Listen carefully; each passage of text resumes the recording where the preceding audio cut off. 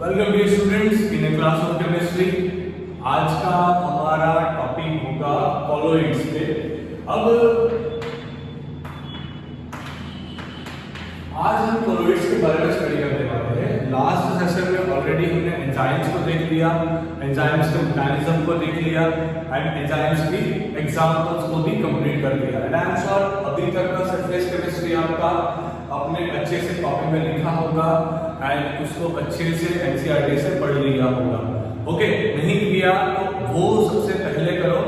देखो, कोई भी चीज को याद रखने का सबसे इजी तरीका होता है उसका रिवीजन लगाते रहो। सो वेलकम डियर स्टूडेंट्स, आज का टॉपिक शुरू करते हैं। कॉलोइड्स के ऊपर टॉपिक है। देखो, कॉलोइड समझने से पहले आपको तीन चीज समझनी होगी। सबसे पहली है सस्पेंशन। सस्पेंशन बाद में आएगा सॉल्यूशन, इसके बीच में आते हैं कहीं कॉलोइड्स। अब सबसे पहले तो आप इन तीन वर्ड्स का मीनिंग समझो। ओके, सस्पेंशन कब बनेगा? मान लीजिए आपने पानी लिया, पहले कंसेप्ट समझ लो बच्चों। वाटर लिया, पानी लेके इसके अंदर सैंड डाला, उसके बाद उसको स्टीर किया, थोड़ा बहुत हिलाया। अब क्या होगा? थोड़े टाइम के बाद ये जो सैंड है वो नीचे जाके बैठ जाएगा। मतलब कि यहाँ पे सैंड जो है वो सस्पेंड हो गया वाटर में। तो इस टाइप के सॉल्यूशन को बोला जाता है सस्पेंशन। ओके, अब ट्रू सॉल्यूशन किसे बोला जाएगा? ये हमने सॉल्वेंट लिया, इसमें कुछ शुगर मतलब कि कुछ सोल्यूट डाला, शुगर जाके इसमें डिसॉल्व हो गया, घुल गया अच्छे तरीके से एंड वो जो बनाएगा वो होगा ट्रू सॉल्यूशन। ये जो बनाएगा वो होगा ट्रू सॉल्यूशन। इन दोनों के बीच की जो कंडीशन आती है ना, उसे ही बोला जाता है कॉलोइड्स। Colloids is a pseudo solution. Colloids are a pseudo solution। देखो बहुत इजी है। Colloids में क्या होगा? जैसे यहाँ पर सॉल्वेंट था वैसे यहाँ पे होगा डिस्पर्जन मीडियम। जैसे यहाँ पे सॉल्वेंट था वैसे यहाँ पे क्या होगा? Dispersion medium. मतलब के कुछ मीडियम, सिर्फ वर्ड्स सब जो डिफिकल्टीज आती है ना वो वर्ड से निकल के आती है। क्या होगा? Dispersion medium. उसके अंदर हम क्या डालेंगे बच्चों? उसके अंदर हमने कुछ डाला कि जिसका डायामीटर, ये चीज याद रखो, जिसका डायामीटर ऐसे पार्टिकल्स कि जिसका डायामीटर 1 to the 1000 नैनोमीटर के बीच में आता हो। जिसका डायामीटर किसके बीच में आता हो? 1 to the 1000 नैनोमीटर के बीच में डायामीटर आता हो, उस टाइप के पार्टिकल्स को मैंने डाला। अब उसको स्टीर करके छोड़ दिया। अब क्या होगा? वो पार्टिकल सस्पेंड नहीं हो जाएंगे या ट्रू सॉल्यूशन नहीं बनाएंगे, वो डिस्पर्जन मीडियम में वैसे ही घूमते रहेंगे। तो इस टाइप के पार्टिकल्स को बोला जाता है डिस्पर्जन फेज। पहले तो बच्चों वर्ड्स को समझ लो, क्लियर? देखो, अब जो चैप्टर बाकी है ना हमारा, जितना भी चैप्टर वहां पे कॉलोइड्स आएगा, इमल्शन आएगा, उसके बाद सारा कंसेप्ट अच्छे से क्लियर हो जाएगा। शुरुआत कहां से की थी, कहां तक आ गए सरफेस में? देखो, एड्सॉर्प्शन, सॉर्प्शन, उसके बाद फंगलिस एड्सॉर्प्शन, आइसोथर्म पढ़ा, उसके बाद हमने थोड़ा बहुत काम किया थर्मोडायनामिक्स के ऊपर। अब आज कॉलोइड्स के ऊपर काम कर रहे हैं। कैटालिस आया, होमोजेनियस, हेटेरोजेनियस। डिस्पर्सन मीडियम किसे बोलेंगे? जिसके अंदर आपने पार्टिकल डाला, जो पार्टिकल का डायामीटर होना चाहिए जनरली 1 to the 1000 नैनोमीटर, तब जो बनेगा उसे बोला जाता है कॉलोइड। उसे क्या बोला जाता है? कॉलोइड। अब जो कॉलोइड होता है ना बच्चों, वो आप नीट टाइप से नहीं देख पाओगे। कॉलोइडल सॉल्यूशन आप नीट टाइप से नहीं देख पाओगे। जब हम बात करें कि इसे कैसे देखना है, तो आप टिंडल इफेक्ट पढ़े हो लोअर स्टैंडर्ड्स में। तो फ्रिंडल इफेक्ट में होता क्या है, अभी भी आप जहाँ पे बैठे हो वहां पे एयर में भी कई सारे एयरबॉर्न पार्टिकल्स घूम रहे होंगे जिसका डायमीटर बहुत ही कम है, 1 to the 1000 नैनोमीटर होगा। ओके, वो पार्टिकल्स जो घूम रहे हैं उसे देखने के लिए उस पे लाइट डालो तो लाइट स्कैटर्ड होगी एंड उससे आप उसका पाथ विजिबल कर पाओगे। वो सारी चीज हम लेटर समझने वाले हैं। पहले तो ये समझो डिस्पर्जन मीडियम क्या है, डिस्पर्जन फेज क्या है, कोलोइड क्या चीज। ओके, अब देखो कोलोइड आज का जो कांसेप्ट है ना, सबसे पहले तो ये चीज समझ लीजिए, सॉल्यूशन क्या है, ट्रू सॉल्यूशन क्या है, कोलोइड क्या है एंड सस्पेंशन क्या है, गया दिमाग में।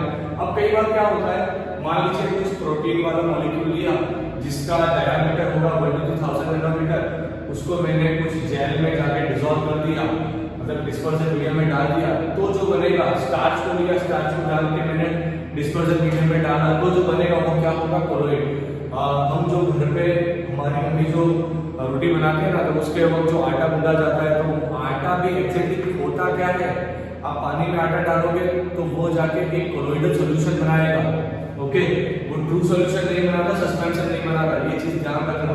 शुरुआत करते हैं बच्चों नेक्स्ट टॉपिक की। आई एम श्योर पूरा इंट्रोडक्शन आपको अच्छे से दिमाग में चला गया, कोलोइड्स होता क्या है। ओके, अब बात आती है कोलोइड्स के क्लासिफिकेशन की, इसको क्लासिफाइड कैसे किया जाए। अब इसकी बात आई इसके क्लासिफिकेशन की, मैं फिर से वही कंसेप्ट समझा रहा हूं। जैसे ही मैं सेशन कंप्लीट करूं, जैसे ही मैं आपको बोलूं कि अब एनसीईआरटी निकाल के एक बार पढ़ लो, उससे उसका कॉपी बनाओ, जितने बच्चे ये सारी चीजें सीक्वेंशियल फॉलो करते हैं ना, उसको कभी कोई डाउट नहीं आएगा। बाकी याद रखना बच्चों, सर्विस केमिस्ट्री चीज ऐसी है, एक बार पढ़े कभी याद नहीं रहेगा, सुना कभी याद नहीं रहेगा, 2 घंटा याद रहा, 3 घंटे याद रहा, मैक्सिमम 24 आवर्स बाद में भूल जाओगे कि क्या चीज पढ़ाई गई थी। ओके, अब कोलोइड्स का क्लासिफिकेशन करना हो तो सबसे पहला क्लासिफिकेशन होता है on the state of dispersion, on the physical state of dispersion, phase and medium। पहला क्लासिफिकेशन किसके बेस पर से होगा, डिस्पर्जन फेज का फिजिकल स्टेट कौन सा है, डिस्पर्जन मीडियम का फिजिकल स्टेट कौन सा है, उसके बेसिस से इसका सबसे पहला क्लासिफिकेशन बनता है। दूसरा जो क्लासिफिकेशन बनेगा वो बनेगा forces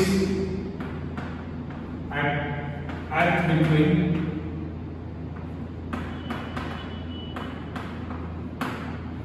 dispersion, medium and dispersion phase। दूसरा जो क्लासिफिकेशन बनेगा वो बनेगा dispersion phase and dispersion medium के बीच में कितने टाइप का अट्रैक्शन, कैसा अट्रैक्शन हो रहा है या कैसा रिपल्सन। तो यहाँ पे तो कोई पॉसिबल है ना, या तो क्या होगा, या तो वहां पे dispersion phase and dispersion medium के बीच में अट्रैक्शन होगा, सही है, या फिर क्या होगा, dispersion medium medium and dispersion phase दोनों के बीच में रिपल्सन होगा। तो इसका दो टाइप, दोनों समझाऊंगा कैसे करना है। पहले तो आप समझो कि क्लासिफिकेशन कितने टाइप से होगा। आज का सेशन इतना ही होगा, हम सिर्फ क्लासिफिकेशन ऑफ कोलोइड्स पढ़ने वाले हैं एंड कोलोइड्स का इंट्रोडक्शन करने वाले हैं। तो कोलोइड्स का इंट्रोडक्शन हो गया, 2 टाइप की क्लासिफिकेशन है। तीसरा जो टाइप आएगा वो है size of particle of dispersion phase. Dispersion phase के साइज का पार्टिकल, सॉरी डिस्पर्जन फेज के जो पार्टिकल्स है उसके साइज के बेसिस पर से भी इसका क्लासिफिकेशन निकलेगा। तो चलो शुरू करते हैं सबसे पहला क्लासिफिकेशन। ओके, देखो बहुत सारी छोटी छोटी चीजें अगर आप ध्यान से पढ़ाई कर लिए, एक बार समझ लिए ना, तो वो सारा इंफॉर्मेटिव पोर्शन याद रखना इजी हो जाएगा। ओके, चलो शुरू करते हैं। सबसे पहला physical state of dispersion phase and dispersion medium. Solution में क्या पढ़े थे, सॉल्यूशन में पढ़े थे कि type of solution can be decided by solvent कितने टाइप का लिया, सॉल्वेंट का जो फेज होता है ना, सॉल्वेंट का फेज, उसके बेसिस से सॉल्यूशन बनता है। मतलब कि अगर मैं बोलूं सॉलिड सॉल्यूशन, इसका मतलब ये हुआ कि हमारा सॉल्वेंट होगा सॉलिड। अगर मैं बोलूं लिक्विड सॉल्यूशन, तो इसका मतलब ये हुआ कि हमारा सॉल्यूशन होगा, हमारा सॉल्वेंट होगा लिक्विड। अगर मैं बोलूं गैस सॉल्यूशन, अगर मैं बोलूं गैस सॉल्यूशन, तो हमारा सॉल्वेंट होगा गैस। इसी तरह से डिस्पर्जन मीडियम के बेसिस पर, डिस्पर्जन मीडियम के बेसिस पर इसे क्लासिफाइड किया जाता है। डिस्पर्जन मीडियम के बेसिस पर इसे क्लासिफाइड किया जाता है। जैसे कि let's take an example, dispersion medium सबसे पहले लिखेंगे, डिस्पर्जन फेज लिखेंगे, इसका टाइप का एग्जांपल होगा, के बाद एग्जांपल आपको उनके बारे में दे देंगे। ओके, डिस्पर्जन मीडियम मान लीजिए हमारा था सॉलिड, डिस्पर्जन मीडियम मान लीजिए हमारा था सॉलिड। सबसे पहली चीज यहां पे क्या करना, गैस कभी कोलोइड नहीं बना, ये सबसे इंपॉर्टेंट एमसीक्यू होगा।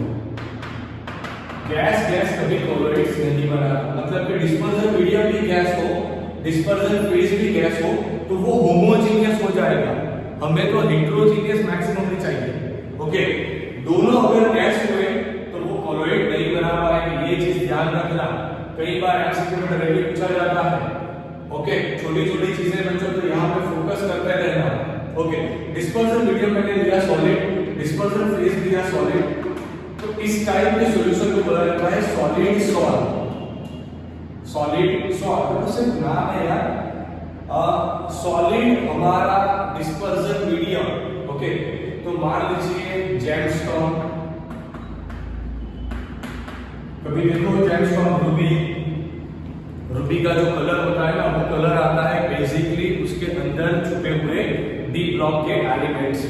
तो वो डी ब्लॉक का मेटल आयन वो होगा सॉलिड स्टेट में, डिस्पर्जन फेज, एंड वो जेमस्टोन वो भी है सॉलिड स्टेट में।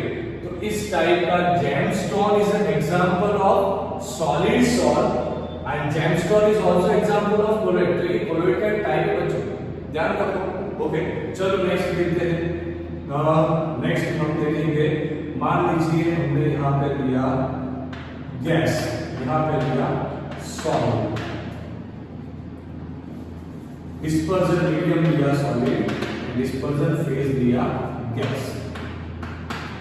डिस्पर्जन मीडियम हमारा सॉलिड है एंड डिस्पर्जन फेज गैस है, तो इसे भी सॉल्ट बोला जाएगा, सॉलिड सॉल्ट बोला जाएगा जनरली, क्योंकि सॉलिड से बना हुआ है। ओके, इसका एग्जांपल हो जाएगा रबर ले लीजिए, बेस्ट एग्जांपल फॉर्म रबर होता है इसका एग्जांपल, सॉलिड के अंदर गैसेस पार्टिकल। ओके, अगर आप एग्जांपल लो नेक्स्ट वाला, मान लीजिए यहाँ पे हमने लिया गैस, डिस्पर्जन मीडियम लिया गैस। दो एग्जांपल अलग से देता हूं, डिस्पर्जन फेज लिया सॉलिड, मतलब जो एयर है, एयर के अंदर घूम रहे छोटे छोटे माइक्रो पार्टिकल्स। ओके, तो इस टाइप का जो सॉल्यूशन बनेगा ना, इससे हमें एग्जांपल के तौर पे लिखेंगे स्मोक। ओके, यहाँ पे हमारा मीडियम गैस है, तो इसे बोला जाएगा एरोसॉल। ओके, कई बार बच्चों एरोसॉल वर्ड जो होता है ना, वो गैस इन लिक्विड के लिए भी यूज किया जाता है। गैस इन लिक्विड के लिए भी बच्चों कई बार एरोसॉल डायरेक्टली यूज किया जाता है। अगर आप इसे सॉल्व बोलोगे तो भी चलेगा, कोई मैटर नहीं। सो गैस इन लिक्विड का एग्जांपल हो जाएगा हमारा perfume. Clear, gas in liquid. तो यहाँ पे हम लिखेंगे इसके लिए एरोसॉल। अब ध्यान रखना, अगर हमारा डिस्पर्जन मीडियम, अगर डिस्पर्जन मीडियम बच्चों बना, डिस्पर्जन मीडियम हमारा बच्चों बना पानी, डिस्पर्जन मीडियम बना पानी, तो उसे बोला जाता है एक्वासॉल। सिर्फ इंफॉर्मेशन है। एंड अगर डिस्पर्जन मीडियम बना हमारा अल्कोहल, तो उसे बोला जाता है अल्कोसॉल, उसे बोला जाता है अल्कोसॉल। ओके, अब उसके बाद अगर आप एग्जांपल के और नेक्स्ट देखो कि डिस्पर्जन मीडियम लिया लिक्विड एंड डिस्पर्जन फेज लिया हमने डिस्पर्जन फेज लिया गैस, ये बहुत बेस्ट एग्जांपल हो जाएगा। मीडियम लिक्विड है और उसके अंदर फेज गैस है, तो वो एग्जांपल है फॉर्म, वो है फॉर्म। कई बार आप देखिए वो फॉर्म कैसे बनता है, तो फॉर्म बनने के लिए अंदर तो लिक्विड होता है ना, जो सेविंग फॉर्म आता है, सेविंग फॉर्म में अंदर लिक्विड होता है बच्चों, बॉटल के अंदर तो लिक्विड होता है, जैसे आप बाहर निकालते हैं उसके अंदर गैस मॉलिक्यूल बढ़ जाते हैं, उसकी वजह से उसका वॉल्यूम बढ़ जाता है। तो इस तरह से एक छोटा सा टेबल एनसीईआरटी में दिया है बच्चों, ये टेबल का स्टडी करना क्योंकि यहाँ से कंफर्म एक एमसीक्यू पूछा जाएगा 100%। ओके, बटर अगेन कोलोइड का एग्जांपल है, जेली अगेन कोलोइड का एग्जांपल है, व्हिप क्रीम अगेन कोलोइड का एग्जांपल है। मतलब बहुत सारी चीजें ऐसी है जो हम रेगुलर लाइफ में डेली यूज करते हैं। ओके, तो ये सबसे पहले टाइप का क्लासिफिकेशन यहाँ पे कंप्लीट हुआ। चलो नेक्स्ट 2 टाइप्स को देखते हैं, उसे कंप्लीट कर देते हैं। Forces acting between dispersion medium and dispersion phase, उसके बेसिस पर से क्लासिफाइड करना है। तो dispersion medium and dispersion phase के बीच में या तो क्या होगा कि हमारा जो कोलोइड बना, कोलोइड जो हमने बनाया, कोलोइड सॉल्यूशन जो हमने बनाया, वो सॉल्वेंट लविंग होगा, सॉल्वेंट लविंग, या फिर वो क्या होगा, सॉल्वेंट लविंग। अगर सॉल्वेंट लविंग होगा ना तो उसे बोलना है लायोफिलिक, लायोफिलिक। अगर सॉल्वेंट रिपेलिंग होगा तो उसे बोलना है लायोफोबिक। सिर्फ वर्ड्स, लायोफिलिक मतलब के सॉल्वेंट लविंग सॉल्व्स, क्लियर। वहां पर होगा क्या, डिस्पर्जन मीडियम में डिस्पर्जन फेज दोनों के बीच में एक स्ट्रॉन्ग अट्रैक्शन होगा, एंड इस टाइप के जो इस टाइप के जो कोलोइडल सॉल्यूशन बनते हैं बच्चों, वो स्टेबल होते हैं, वो स्टेबल होते हैं बच्चों, and generally they are reversible, reversible. इसका मतलब समझा दो, मान लीजिए कि मैंने डिस्पर्जन मीडियम से डिस्पर्जन फेज को अलग कर दिया, मतलब कि मैंने डिस्पर्जन फेज निकाल दिया, डिस्पर्जन मीडियम निकाल दिया। अगर इन दोनों के बीच में अट्रैक्शन होगा तो मैं क्या कर पाऊंगा, मैंने निकाल दिया डिस्पर्जन फेज अलग से, तो फिर से उसके अंदर डिस्पर्जन मीडियम डाला तो मैं फिर से कोलोइड बना पाऊंगा। मतलब कि ये एग्जांपल हुआ लायोफिलिक का। व्हाई दे आर अनस्टेबल, क्योंकि दोनों के बीच में कोई अट्रैक्शन ही नहीं है। डिस्पर्जन मीडियम और डिस्पर्जन फेज दोनों के बीच में बच्चों कोई अट्रैक्शन ही नहीं है। अगर कोई अट्रैक्शन नहीं होगा तो वो एक दूसरे को रिपेयर करेंगे, उसे साथ में रखने के लिए हमें मेहनत करनी पड़ेगी। तो ऐसे सॉल्यूशंस जनरली अनस्टेबल होते हैं, एंड एक बार अगर आपने उसे अलग कर दिया तो वापस आप उसे एक साथ नहीं ला सकते, तो they are generally non reversible. देखो ये 3-4 बेसिक इंफॉर्मेशन है जो आपको याद रखनी है। ओके, फिर से एक बार, लायोफिलिक में क्या होगा, सॉल्वेंट लविंग होगा, स्टेबल हो गए वो लोग, रिवर्सिबल हो गए। लायोफिलिक लायोफोबिक में क्या होगा, अनस्टेबल होगा, जनरली नॉन रिवर्सिबल हो गए एंड अनस्टेबल हो गए। ओके, अब जब साइज ऑफ पार्टिकल्स की बात आ गई है, उससे पहले बच्चों सबसे पहले तो ये दोनों चीज, सबसे पहले कोलोइड से पढ़ना शुरू करो, कोलोइड का पढ़ते पढ़ते आओ and at the end point ये दोनों चीज कंप्लीट करो। इसके अंदर एग्जांपल्स भी दिया है ना, तो एक बार जाकर वो एग्जांपल भी देखो। ओके, इतना पढ़ाई कर लो एनसीईआरटी से एंड वीडियो को पॉज कर देना। अब नेक्स्ट क्वेश्चन हम शुरू करने जा रहे हैं, साइज ऑफ पार्टिकल। ओके, फटाफट से इसका स्क्रीनशॉट निकालो जल्दी से।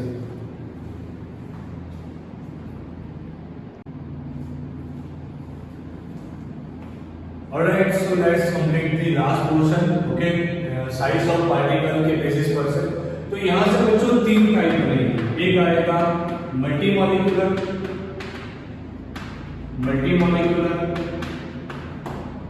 दूसरा आएगा मैक्रोमॉलिक्यूलर एंड तीसरा आएगा एसोसिएटेड।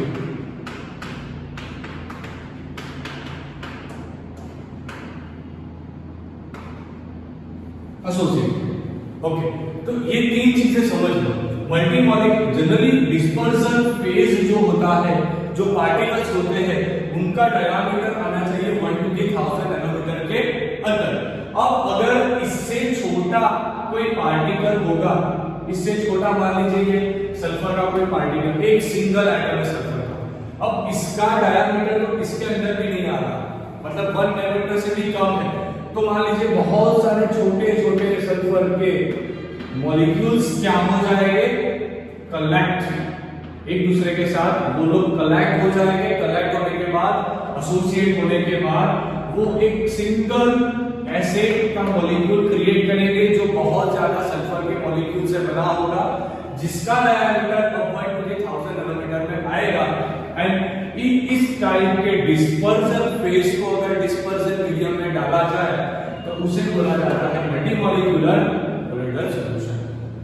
गया दिमाग में? फिर से एक बार, जनरली होता क्या है कि बहुत सारे कोलोइडल सॉल्यूशन वैसे हैं जहां पे डिस्पर्जन मीडियम जो डिस्पर्जन जो फेज है बच्चों, वो बहुत सारे मॉलिक्यूल को कलेक्ट करके बना है, क्योंकि सिंगल मॉलिक्यूल का तो रेंज ही इतना नहीं आ रहा था, तो उन लोगों ने क्या किया, मल्टी मॉलिक्यूल्स कलेक्ट हो गए ताकि उनका डायमीटर इस रेंज में आ जाए।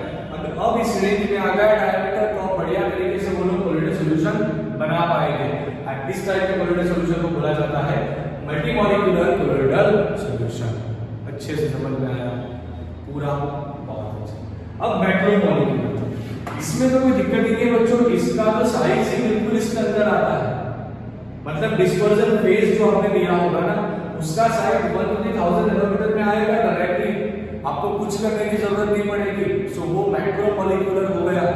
अब क्या करना है, तो मैक्रो मॉलिक्यूल को उठाओ, डिस्पर्जन मीडियम में डालो, एक अच्छा सा सॉल्यूशन प्रिपेयर हो जाएगा, उसे बोलना है macro molecular colloidal solution. Okay, अब जो एसोसिएट है ना बच्चों, वो हम लोग नेक्स्ट सेशन में पढ़ेंगे। क्यों? क्योंकि यहाँ पे मिसाइल फॉर्मेशन आता है। जनरली होगा क्या कि लोअर कंसंट्रेशन में वो स्ट्रॉन्ग इलेक्ट्रोलाइट की तरह बिहेव करेंगे। लोअर कंसंट्रेशन में क्या होगा, स्ट्रॉन्ग इलेक्ट्रोलाइट की तरह बिहेव करेंगे। एंड हायर कंसंट्रेशन में, हायर मतलब के एक क्रिटिकल कंसंट्रेशन है सीटीएम,